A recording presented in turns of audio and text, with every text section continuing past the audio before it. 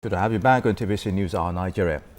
Well, there have been concerns about the plight of internally displaced persons. An estimated 200,000 children are said to be malnourished despite the federal government, NGOs and Borno State government effort at leaving a little comfortable for the Boko Haram victims.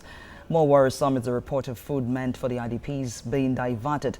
Well, joining us live to bring context and understanding to this development is Gusau, Special Advisor to the Governor of Borno State. Thanks for your time. I mean, this is an issue burning so much in my heart, the plight of the IDPs and the pictures of malnourished children. How far has the government of Borno State ensured that we have these children kept alive?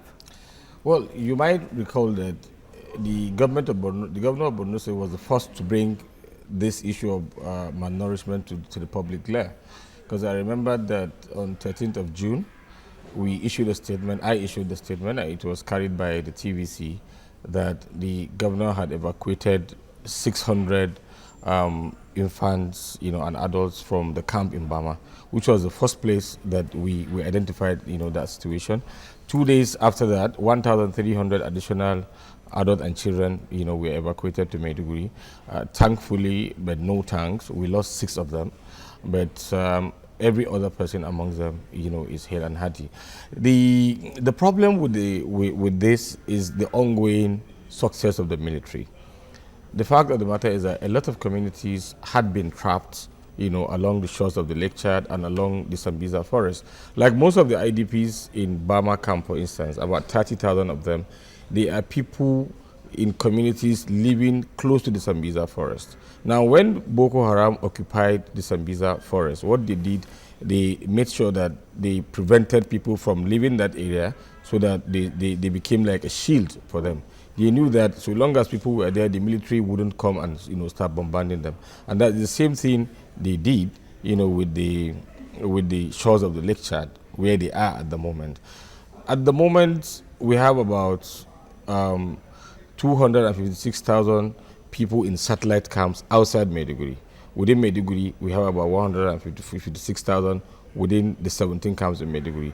But the projection is that the 256,000 in these satellite camps, which is where most of those trapped in communities and then they are freed, are moved into, in about 15 local government areas, they are likely to be 750,000 within the next 3 months. That is the projection of the International Organization on Migration, because they have what they call displacement tracking metrics, which they use in projecting, the movement of IDPs. So we are likely to have more cases of malnutrition. We are likely to have this. But the good thing is that there is concerted effort. The federal government has put in place a rapid response team. The rapid response team is in Maiduguri. They are working very hard. They are working with the Borno State government. The UNICEF is up and doing. The International Committee of the Red Cross. I think we are very hopeful that the situation will be contained. All right. What's your take on allegations that food meant for IDPs are being diverted? You see, peace comes with its own negative side, in quotes.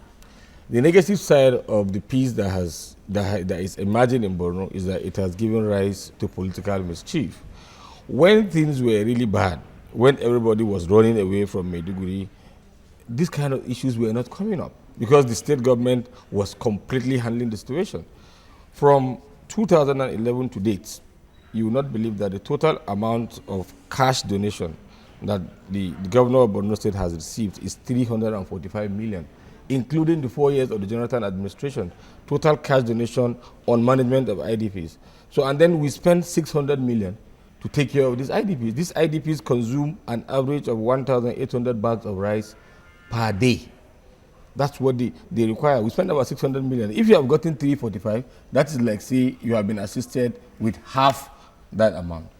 Every other intervention that we have always had, they come in kind. And there is just no way you can even divert the food. There are 6 sectors in managing these IDPs. There is the sector we call food security. We have health sector, education, social protection, and water hygiene and sanitation. Each of these sectors, they have international partners, as part of them, and they are coordinated by the United Nations Office for the Coordination of Humanitarian Affairs. It's just impossible to divert any food. Okay, let's talk about beyond the quantity of food given to them. Let's talk about the quality of food when it comes to malnutrition. We see pictures of cartons of noodles. You know, we know they're not very quite nutritious for people in that situation. How do you monitor what people actually donate and what you buy so these children have, nutritious food? Now, what happens, it's a different ball game when some of these affected victims are brought into the camp and when they are still trapped.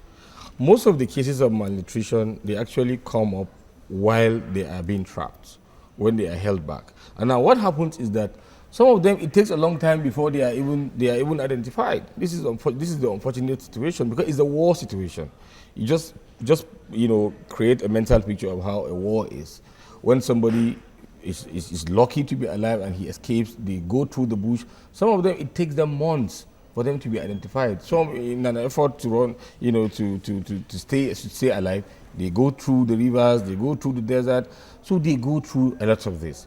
Look, the World Food Program, the ICRC, there are highly nutritious food content that are being used now to take care of this. For instance, in Burma now, part of what we are doing now, we are doing intensive nutrition, program. And don't forget that the federal government and the Borno State government, they have declared an emergency state on nutrition, and public health.